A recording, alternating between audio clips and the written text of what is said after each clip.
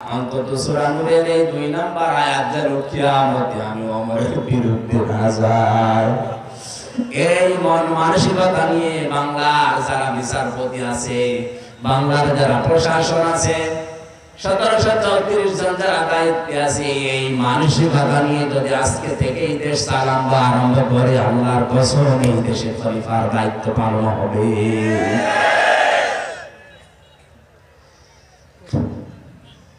হযরত ওমর বাড়িতে গেলেন, সন্তান যেই ঘরে থাকে ওই ঘরে প্রবেশ করলেন।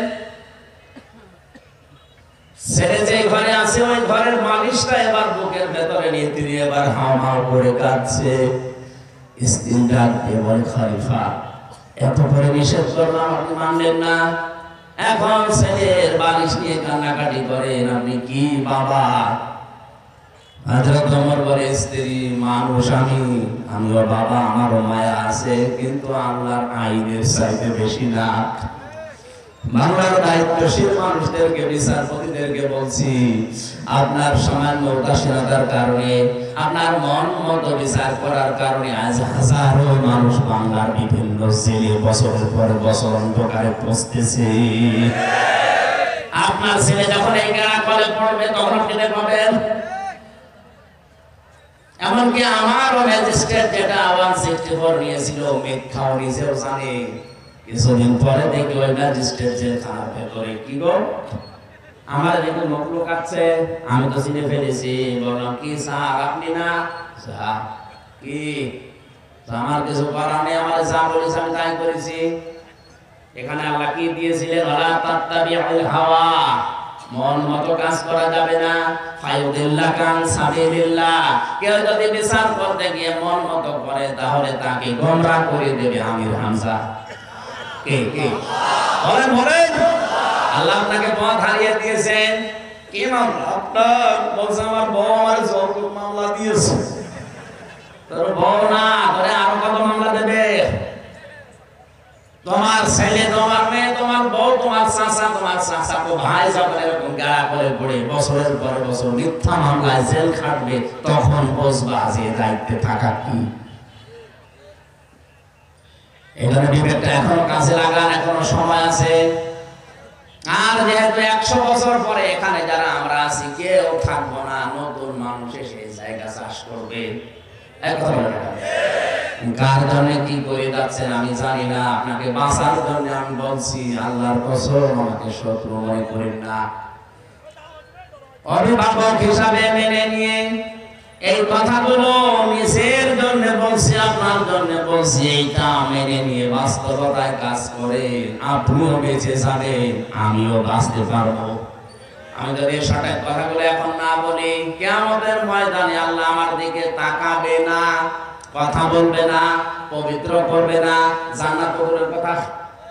এই তথ্যটা আছে সূরা বাকারা 2 নাম্বার পারা 5 নাম্বার পৃষ্ঠার 3 নাম্বার লাইনের 173 নাম্বার আয়াতে আল্লাহ রাব্বুল আলামিন বলেন, ইন্নাল্লাযীনা ইয়াকতুমুনা মা আনজালাল্লাহু মিনাল কিতাবি ওয়া ইয়াশতারুনা বিহি সামানান ক্বালীলা উলাইকা মা ইয়াকুলুনা ফি বুতুনিহিম ইল্লান নার ওয়া ইউকাল্লিমুহুমুল্লাহু ওয়া ইউযাক্কিহিম।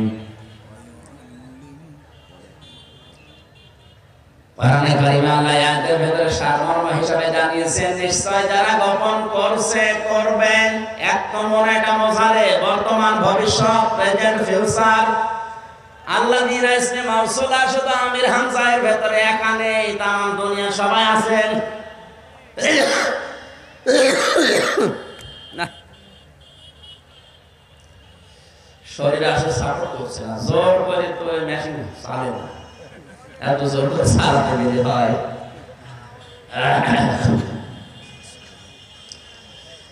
আল্লাহ আল্লাহ পাক বলেন নিশ্চয় যারা বর্তমানে করছে ভবিষ্যতেও করবে, যা আমি আল্লাহ আমার কোরআনে নাযিল করেছি দুনিয়ার কিছু স্বার্থ পেয়ে অল্প মূল্যে এগুলো চেপে রাখে, গোপন করে বিক্রি করে।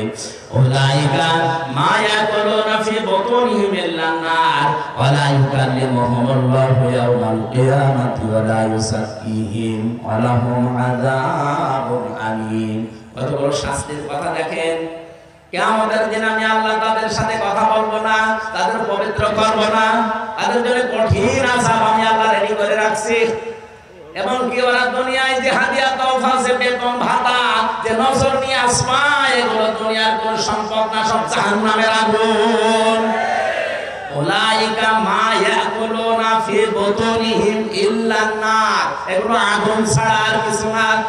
সুতরাং মানুষের উপরে অবিচার করে, ঘুষ খেয়ে 10 লক্ষ টাকা না নিলে তোর জামিন নেই, এই কথা বলে যারা টাকা নিয়ে বড় বড় মাছ কিনে বাড়িতে নিয়ে যায়, ওটা মাছ না, ওটা আল্লাহর ভাষায় আগুন। কালকে এটা বিচারকদের উদ্দেশ্যে ছেড়ে দিলেন, যারা প্রশাসনে আছে তাদের জন্য, যারা বিচার ব্যবস্থায় আছে তাদের জন্য ছেড়ে দেন।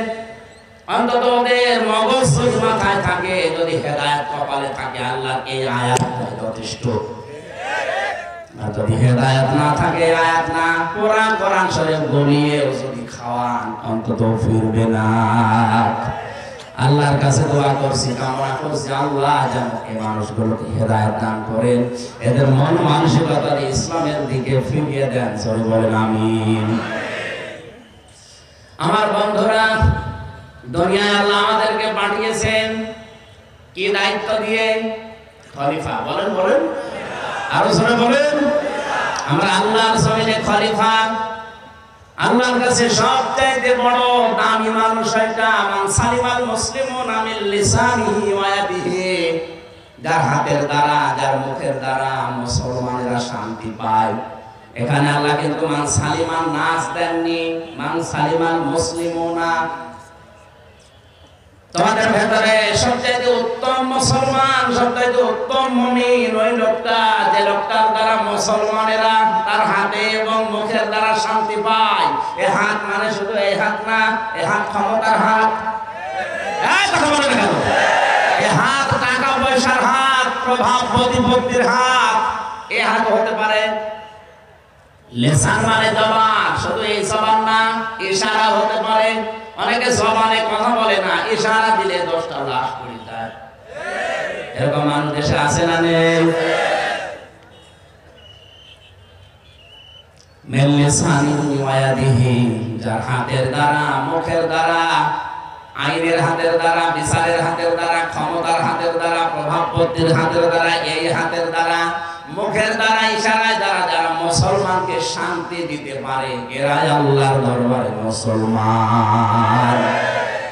আর কোরআনে কারিমে আল্লাহ বারবার আদেশ দিয়েছে, তোমরা মৃত্যুবরণ করো না যতক্ষণ মুসলমান হতে না পারো।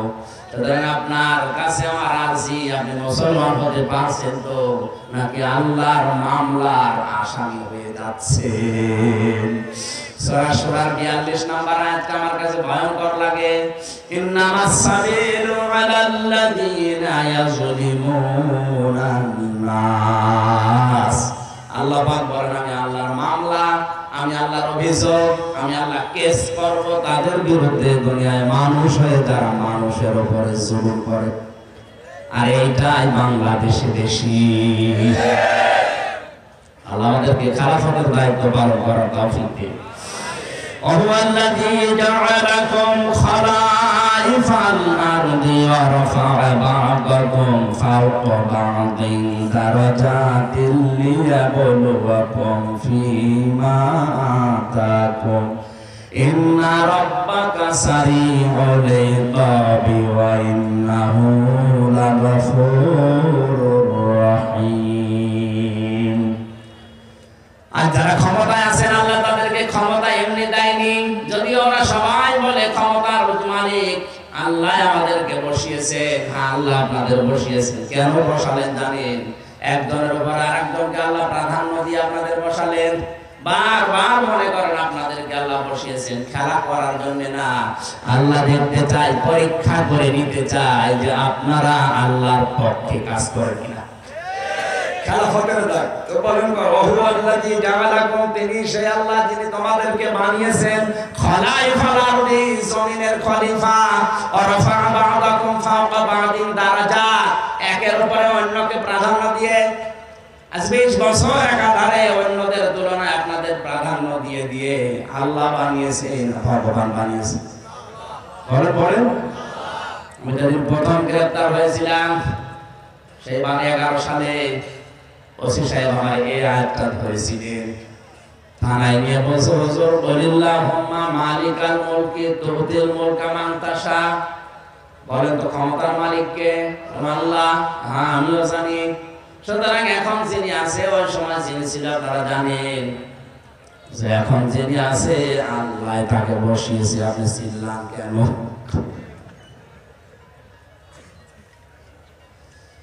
ক্ষমতার মালিক আল্লাহ বলার পরে আল্লাহ ছেড়ে দেননি। আল্লাহ পরের শব্দ দেখেন, তুযিল্লু মান তাশা ওয়া তু'ইজ্জু মান তাশা বিয়াদিকাল খায়র ইন্নাকা আলা কুল্লি শাইইন কাদির। আল্লাহ কাউকে ক্ষমতায় বসিয়ে সম্মান বৃদ্ধি করে দেন, আর কাউকে ক্ষমতার চেয়ার থেকে নামিয়ে তাকে বেইজ্জতি করেন। এই আয়াতের ভেতরে কিন্তু তাফসীরে আমি এটা পাইনি যে ক্ষমতা দিলেই তাকে সম্মান দেওয়া হয় না। অনেককে আল্লাহ ক্ষমতায় বসিয়েও জোকা পিঠা খাওয়িয়েছে। বুশ কথা বলে না কেন? এর আগে যে বাবা ছিলেন নমরুদ, ওজোটা পিঠা খাওয়াইনি। সুতরাং ক্ষমতা পেয়ে লাভ দেওয়া যাবে না। অনেককে আল্লাহ ক্ষমতায় বসিয়েও বেইজ্জতি করেছে, কারণ ক্ষমতার চেয়ার আর ফাঁসির চেয়ার পাশাপাশি। এখানে থেকে আমাদের উল্টাপাল্টা লাভ দেওয়া যাবে না। কিছু মানুষ আছে মনে করে না এ মনে হয় কিয়ামত পর্যন্ত আমার কাছে থাকবে, এই জন্য উল্টাপাল্টা টার্গেট দিয়ে দেয়। 41 সাল, 70 সাল, 72 সাল। আরে ভাই তুই বাঁচবি, তুই বাঁচবি। এখন এটাদের বয়স 70 বছর। বলেন তো 41 সাল আসতে ওর কত বছর হবে? ওর তো বাঁচার কথা না, কারণ বাংলাদেশের গড় আয়ু যা, এমনিতে আপনি বেশি দিন বেঁচে গেছেন, আপনার মরা দরকার। তারপরও যদি আপনি একটা টার্গেট দেন, আর মরণের ভয় তো আপনার নেই। মরণের ভয় যে করে না সে আল্লাহকে ভয় করবে কি করে? আল্লাহ আমাদেরকে যেন বুঝতে দেন, ধরে বলেন আমিন। সম্মানিত মা বোন যারা এসেছেন তাদের জন্য মাত্র একটা হাদিস বলছি, তিরমিজি শরীফে নবীজি বলেন নেককার মহিলা যারা তাদের জন্য জান্নাতের 8টা দরজা আল্লাহ খুলে রাখবে। নেককার নারীর প্রথম বৈশিষ্ট্য হচ্ছে সে স্বামীকে দেখলে আনন্দ দেয়। আমাদের নারীদের বৈশিষ্ট্য স্বামীকে আনন্দ না, ও আনন্দ দিচ্ছে জনগণকে। সাজগোজ করে যারা রাস্তাঘাটে বের হয়, আল্লাহর কসম ওটা স্বামী খুশি করার জন্য না, ওটা খুশি করবে জনগণকে। এটা নেককার না। যদিও নামাজ পড়ে রোজা রাখে বোরকা পরেও নেককার না। 2 নম্বরে স্বামী যেটা পছন্দ করে যদি জায়েজ হয় আপনাকে পছন্দ করা লাগবে। স্বামীর জায়েজ হুকুম যেটা জীবন থাকতে আপনাকে মানা লাগবে। স্বামীর যে সম্পদ, স্বামীর যে সন্তান, এগুলো আপনাকে হেফাজত করা লাগবে ইসলামী কায়দায়। আল্লাহ মেয়েদেরকে 4টা কাজ করে দুনিয়া থেকে বিদায় নেওয়ার তৌফিক দিন।